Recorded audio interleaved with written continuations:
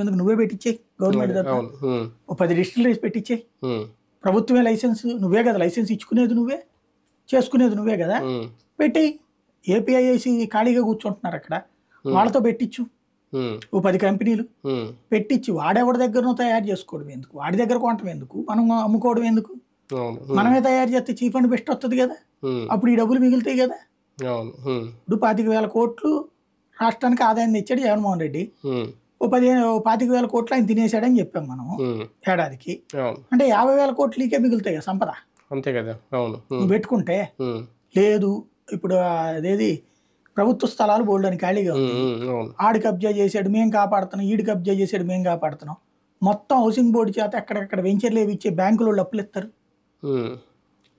అవన్నీ అద్దెకి housing board కింద పోని అమ్ము, ఇన్కమ్ వస్తుందిగా దాని మీద. హౌసింగ్ బోర్డు ఇదివరకు చేసింది అట్లాగే కదా, బాగుపడ్డారు మిడిల్ క్లాస్. చెయ్యి, లేదా అద్దెలకి ఇచ్చేయి, అద్దెలకి ఇస్తే డబ్బులు వస్తాయిగా. లేదు, ఇప్పుడు అమరావతిలోనే ప్లగ్ అండ్ పిన్ సిస్టమ్ కిందన హైదరాబాద్ లో ఎల్ఎన్టీ ఎట్లాగో అట్లాగే వైజాగ్ లో ఒక 10 టవర్లు కట్టించు, ఆ 10 టవర్లు అద్దెలకి డబ్బులు బోల్డ్ అంత వస్తుందిగా ఇన్కమ్. ఇవన్నీ సంపద సృష్టించాలంటే ఇవన్నీ మార్గాలు. మన ఆలోచన సంపద సృష్టి అంటే ఏంటో మనకు తెలియదు ప్రస్తుతం. ఇంకా మార్గాలు అన్వేషించే రాయలేదు సంపద సృష్టి.